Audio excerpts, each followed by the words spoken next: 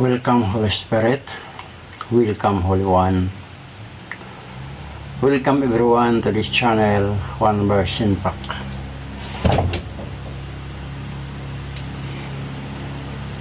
Ang content ng ating video sa oras na ito ay ang tungkol sa sino at ano ang karakter ng mga churches na maiiwan sa rapture.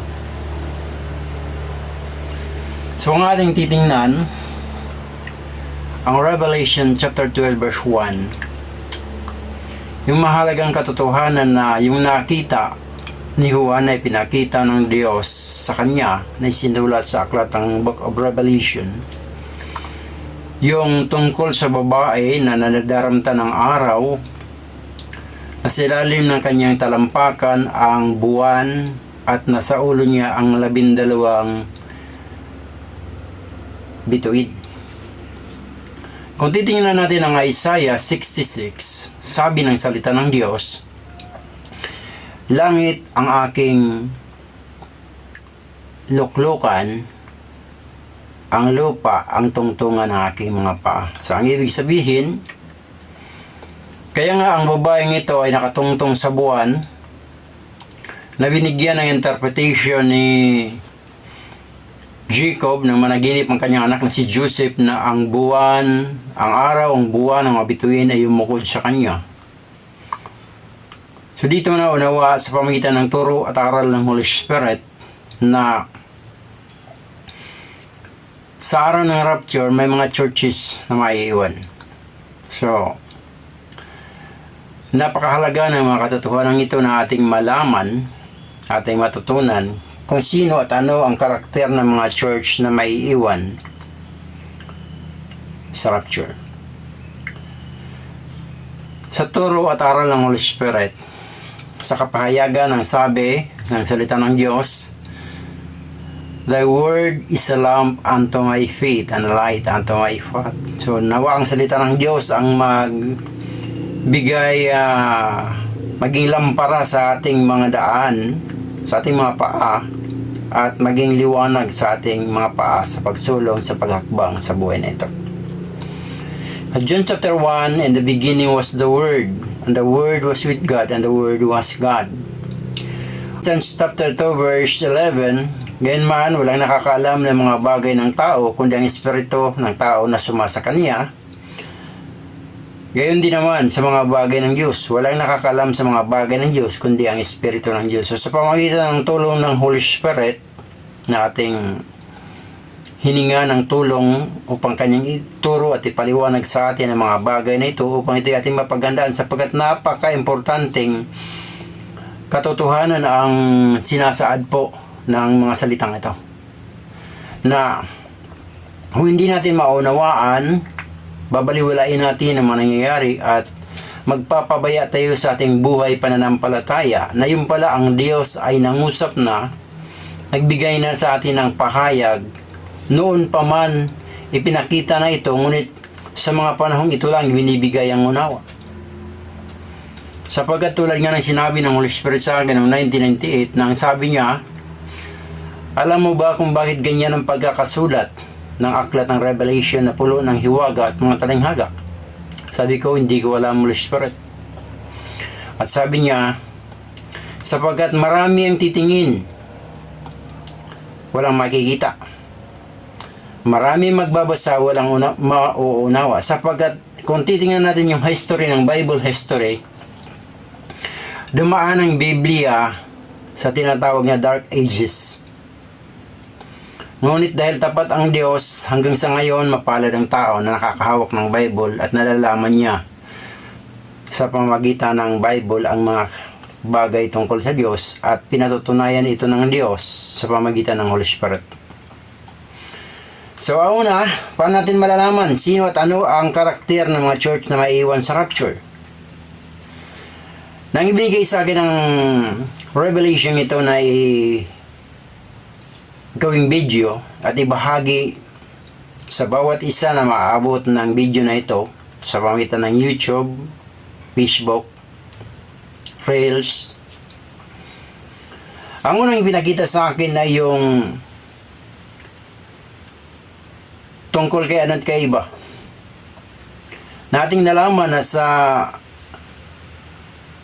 Ephesians chapter 5 verse 31 to 32, sinabi dito na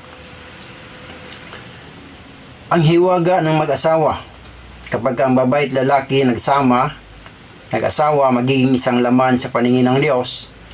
Gayon man ang hiwaga ng ito na si Jesus at ang church. Kaya dito pinakita ang tungkol kay Adan kay Eva na ang churches na maiiwan sumisimbolo sa babae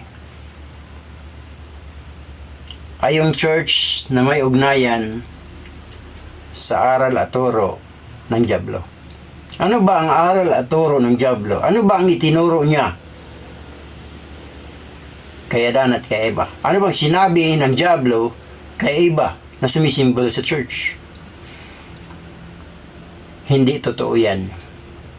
Sapagkat sa oras na kayo'y kumain, kayo ay magiging parang mga Diyos. So dito makikita natin na ang church na maiiwan ay yung nag-adapt ng turo at aral ng dyablo na mayroon silang sariling parang Diyos na sila ang may likha, sapagkat ang Diyos ay manglilikha.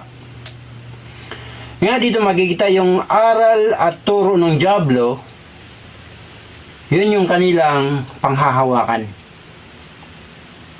Sa halip na manatili sa Diyos, manatili sinasabi ng Diyos, sila ay gagawa ng mga aral at turo na papabor sa kanila.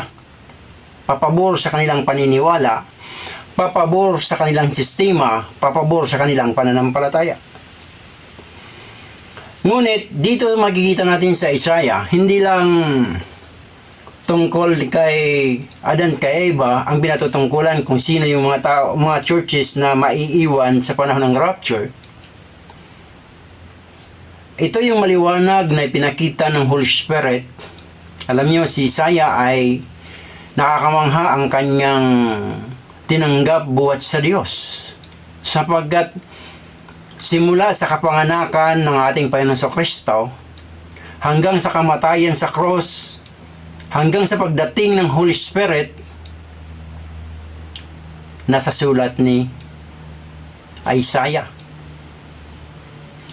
So, si Isaiah ay mayroong malalim na ugnayan sa Holy Spirit, sapagkat ang Holy Spirit ang nakakaalam ng mga malalim na bagay ng Diyos.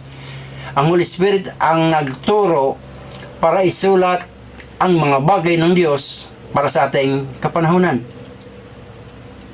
Kaya nga sa Isaiah chapter 4 verse 1, dito ating makikita, Isaiah chapter 4 verse 1. Nang sabi ng salita ng Diyos,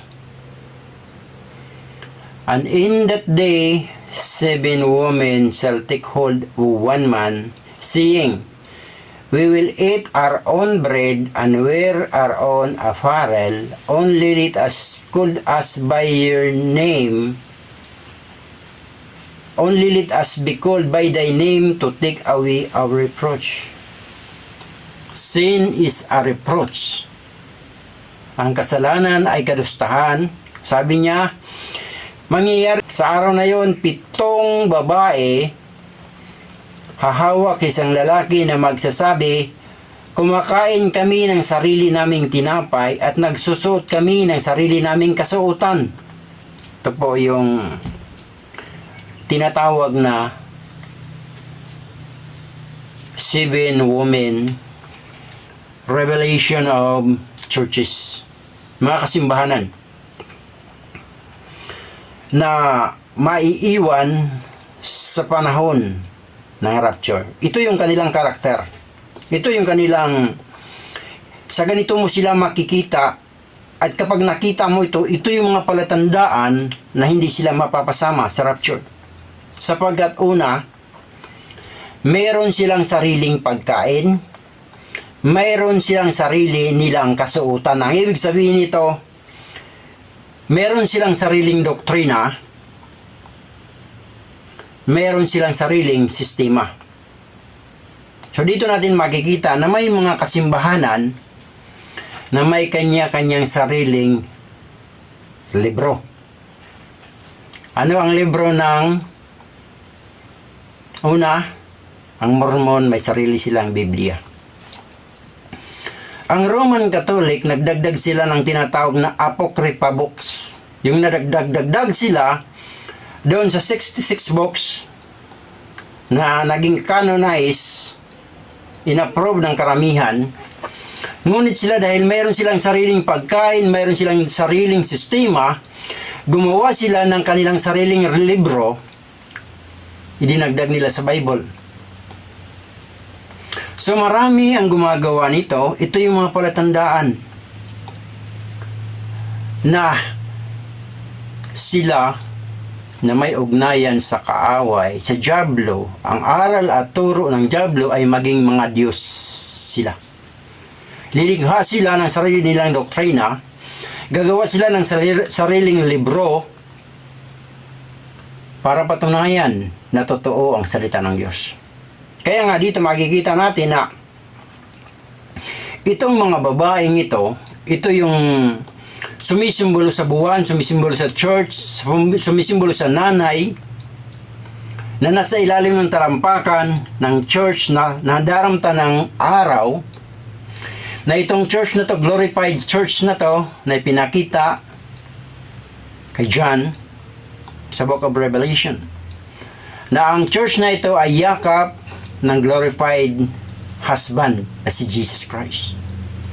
So dito natin makikita na yung 7 women na mayroon sariling sistema, kung titingnan natin, mayroon silang sariling pamamaraan ng kanilang pagsamba.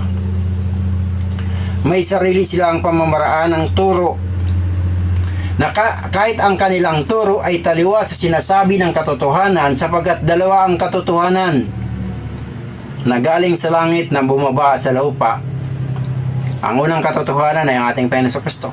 Siya ang katotohanan, siya ang daan, siya ang buhay. At ang pangalawang katotohanan ay ang Holy Spirit. The Spirit of truth, when He come, He will guide you into all truth. At ang ikatlong katotohanan ay ang written word ng Diyos. Ang written word ng Diyos ay ang Bible, na kung titingnan natin sa simula sa Lumang Tipan, from Genesis to Book of Malachi, isa ang pinatutungkulan niyan. Ang pagdating ng tagapagligtas, ang pagdating ng anak ng Diyos, ang pagdating ng prinsipe ng kapayapaan, ang pagdating ng walang hanggang Ama, ang pagdating ng tagapayo, kamangha-mangha, at ang pagdating ng gumagawa ng tanda, himala at kababalaghan, at ang pagdating ng maglilingkod sa Diyos. So lahat ng yan pinatutungkulan kay Jesus Christ. Ngunit, meron silang sariling pagtuturo. Isa na dito ang Islam, meron silang Quran. Marami sa mga Hudyo hanggang sa kasalukuyan hindi tumatanggap na si Jesus ay ang katuparan ng mga salita na dinala sa katuparan ng Diyos sa kapanahunan. Kaya dito ating makikita na ang sino mang may sariling doktrina, sino mang may sariling libro patungkol sa kanilang pananampalataya, ito ang mga palatandaan na hindi sila mapapasama sa araw ng rapture. Malalagay sila sa ilalim ng paa ng glorified church, sapagkat ang glorified church na ito, sila yung makakarating ng langit sa araw ng rapture. Kaya dito makikita natin na kung bakit sila gumagawa ng sarili nila, sapagkat yung sarili nilang doktrina ay may udyok sa kanila. Ito ang sinasabi ng salita ng Diyos sa John chapter 8 verse 44. Nagsasalita sila sa ganang kanilang sarili. Ito ang sabi ng ating Panginoon sa Kristo. Ye are of your father the devil, and the lust of your father will ye do. He was a murderer from the beginning and abode not in the truth, because there is no truth in him. When he speak a lie, he speak of his own. Kaya dito makikita natin yung karakter ng mga church na maiiwan ay mayroong ugnayan sa karakter ng Diablo. Nabuhat pa ng pasimula na siyang dumaya kay Adan at kay Eva. Ngunit ipinahayag ito ng Diyos sa ating kapanahunan upang tayo ay maging handa. Na hindi basta church, na hindi basta't malago sila, hindi ibig sabihin dahil marami ng tagasunod sa kanila ay sapat na batayan na yun para magkaroon ka ng katiyakan na ikaw ay pupunta ng langit. Kailangan mong malaman ang mga katotohanan kahit napakahalaga ang pagbabasa ng Bible. Ngunit dahil sila ay mayroong sariling sistema, ang bawat isang kaanib o kasama sa fellowship ay hindi pwedeng humawak ng Bible sapagkat para sa kanila kung lahat ay hahawak ng Biblia, ang sinasabi nila is magkakagulo, magkakabangga-bangga ng pangunawa. So ito ang dahilan bakit ayaw pahawakin ng Bible sapagkat ayaw magising sa katotohanan yung kanilang nasasakupan. Sapagkat sila ay may aral at turo na daya na nagsasalita mula sa kanilang mga sarili. Mula sa sarili na may ugnayan sa turo ng Diablo ng kasinungalingan. Kaya ang sabi ng salita ng Diyos, "Ye are of your father the devil, and the lust of your father ye will do. He was a murderer from the beginning and abode not in the truth, because there is no truth in him. When he speak a lie, he speak of his own." So ito yung Isaiah, kita ng Holy Spirit kay Isaiah at ipinasulat para sa ating kaalaman. At yung John chapter 8 verse 44, ipinakita din para sa ating kamalayan. Kung sino yung mga church, baka ikaw kaibigan, ay nasa church na mga tinutukoy na ito. Tapos mag-expect ka ng rapture, hindi ka mapapasama. So masakit ang katotohanan, pero kailangan pakawalan ng katotohanan. Sapagkat ang katotohanan ang magpapalaya sa atin, sabi ng Panginoon Kristo. Ang katotohanan masakit, pero magpapalaya sa atin mula sa kasamaan ng Diablo. Matthew 7 verse 21.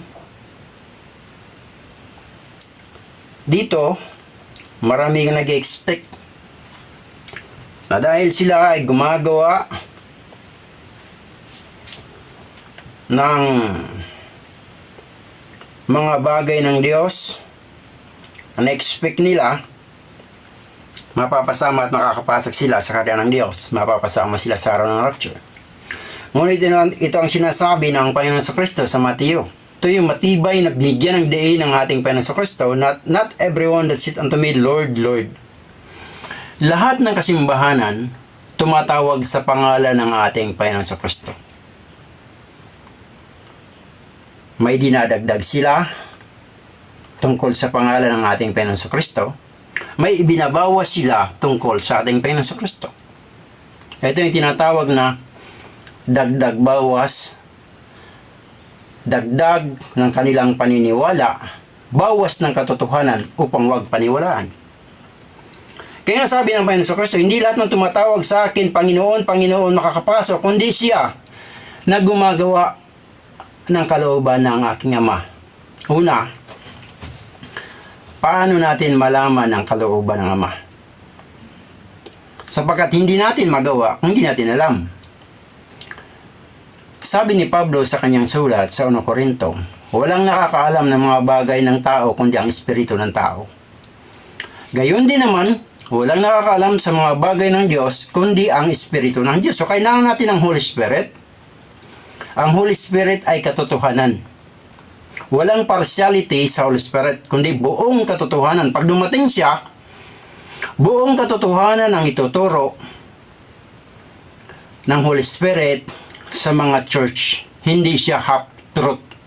Ang half-truth, gagamit ng sitas ng salita ng Diyos, ngunit iba ang ipapaliwanag para umangkop sa kanilang pananampalataya, para umangkop sa kanilang sitwasyon.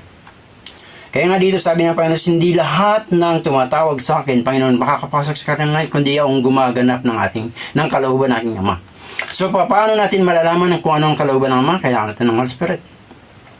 Kailangan natin ang revelation ng Holy Spirit. Kaya dito makikita natin na kung titingnan natin ang mga churches na ito, gayon yung kanilang pagmamahal sa mga tao.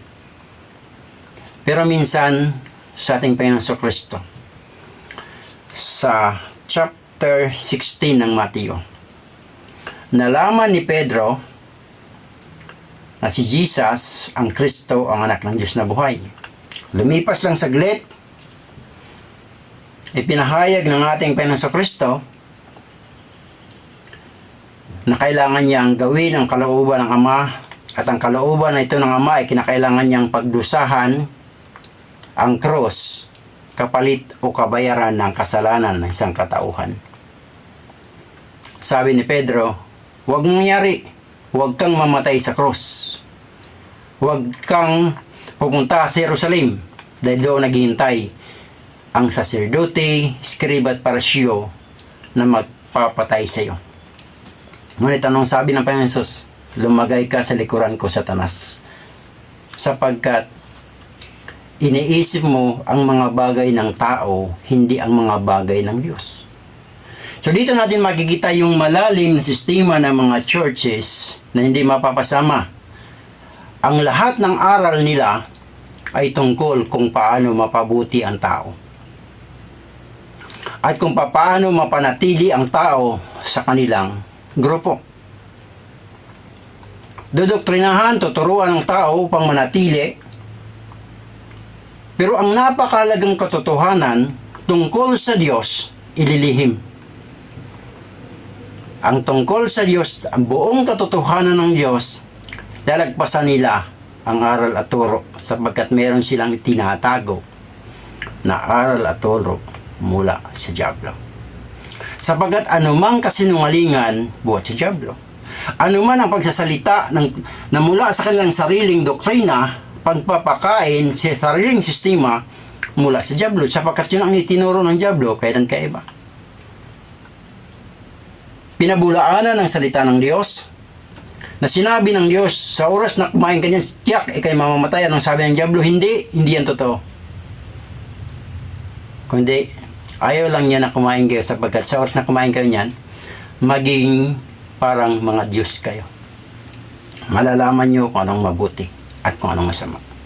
So dito, ito yung the systematic religion scheme ng mga kasimbahanan na maiiwan sa araw ng rapture. Ang katotohanan ito ay napakahalaga na dapat mong mabigyang pansin. Ano at sino at ano ang karakter ng mga churches na maiiwan sa rapture? Bulay-bulayin mo daw, kaibigan. Tingnan mo ang mga salita ng Diyos.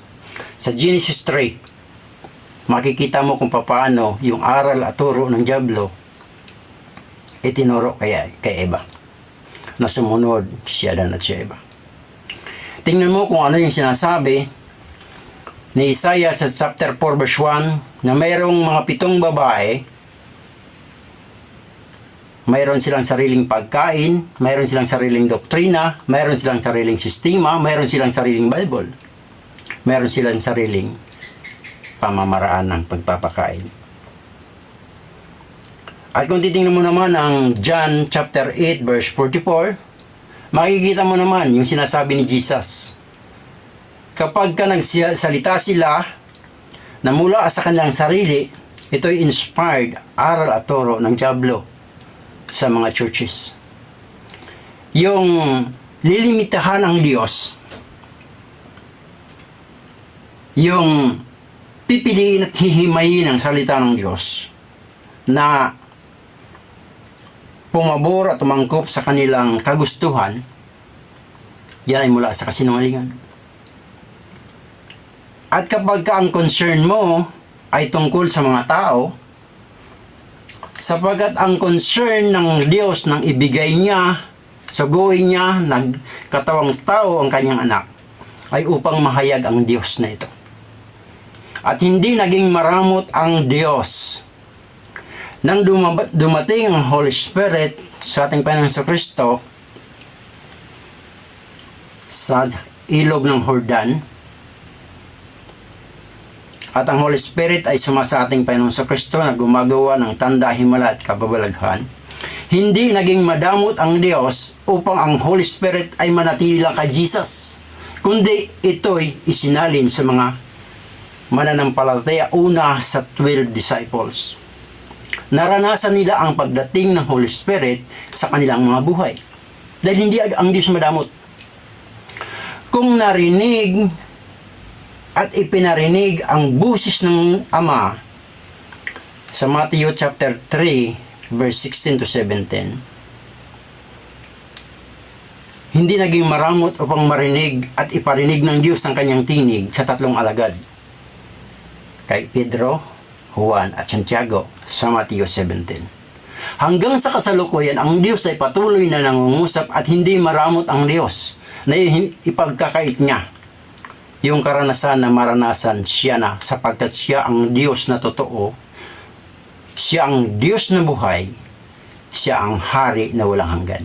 Kaya dito ating makikita sino at ano ang karakter ng mga churches na maiiwan sa rapture. So nawa sa mga salitang inyong narinig mula sa salita ng Diyos, nawa ang Holy Spirit ang magbigay ng maging lampara at magbigay liwanag sa inyong puso at isipan, higit sa lahat sa inyong pananampalataya. Kung sa inyong baong pananampalataya ay walang natatagong lihim na agenda ang dyablo. Sapagkat ang lihim na agenda ng dyablo, pasinungalingan ang bawat salita ng Diyos. So ginagamit ng dyablo mga ngaral para maakit ka, sumama sa kanila sa mga pangakong huwad na pangako. Kaya dito makikita natin ang Diyos ay hindi maramot. Sinasabi ng salita ng Diyos, kung hahanapin ninyo ako ng may buong puso, masusumpungan ninyo ako. Ang Diyos ay hindi pipi. Nagsasalita siya. Nangungusap siya. Ipapahayag niya ang kanyang plano't layunin sa buhay ng isang tao. Kaya dito, nawa ang salita ng Diyos, in the beginning was the Word, and the Word was with God. Maging buhay sa inyo ang mga salitang ito, na pinapaalahanan tayo ng Diyos. Hindi pa huli ang lahat. Sapagkat sa chapter 18 ng Book of Revelation, nagbigay warning ng Diyos, come out, ye my people. Lumabas kayo mula sa Kanya, o aking bayan, sapagkat may bayan na ang Diyos. May mga pinili ang Diyos na napaloob sa kasinungalingan ng dyablo. So ang sabi ng Diyos, lumabas kayo dyan upang huwag kang madamay sa kapuutan at kagalitan ng Diyos na ibibigay ng Diyos, ibubuhos ng Diyos sa mga taong ayaw pasakop sa Kanya. Kaya nga sabi ng salita ng Diyos, yung aking mga kaaway na ayaw na ako'y maghari sa kanila, dalhin niyo sila sa akin at inyong patayin. So dito makikita natin na mahal tayo ng Diyos. Mahal tayo ng Diyos, nais ng Diyos na makaalam tayo sa buong katotohanan. At ang susi upang ating malaman ang buong katotohanan, una, ito ang sinasabi ng salita ng Diyos. John 14:6, si Jesus said unto him, I am the way, the truth, and the life. Si Jesus ang katotohanan. At anuman ang lahat ng ginawa, sinabi, pahayag tungkol kay Jesus ay katotohanan, hindi kasinungalingan. At 16 verse 13, Ito ang sinabi ng ating Panginoon Hesus, 16 verse 13. Howbeit when the Spirit of truth is come, He will guide you into all truth, not half truth. Hindi kalahati, hindi 1/4, hindi 3/4, kundi whole truth, buo. Buong katotohanan, ituturo ng Holy Spirit sa atin.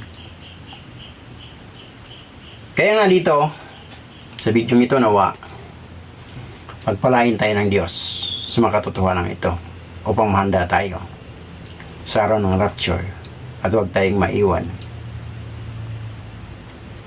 sapagkat ang maiiwan sa araw ng rapture, ito yung makakaranas ng galit at puot ng Diablo, sapagkat maiksi na lang ang kanyang panahon. Kaibigan, kung nagustuhan mo ang video natin sa oras na ito, kung ikaw ay hindi pa nakapag-subscribe, please subscribe. Ang iyong pag-subscribe ay napakalaking tulong upang tayo ay makapagpatuloy sa ating video na ito. Sa Diyos ang papuri, salamat sa Holy Spirit na naghahayag ng katotohanan upang huwag tayong mapahamak. Nais ng Diyos, maligtas tayo. Nais ng Diyos, mapasama tayo sa araw na yan ng rapture. Sa Diyos ang papuri.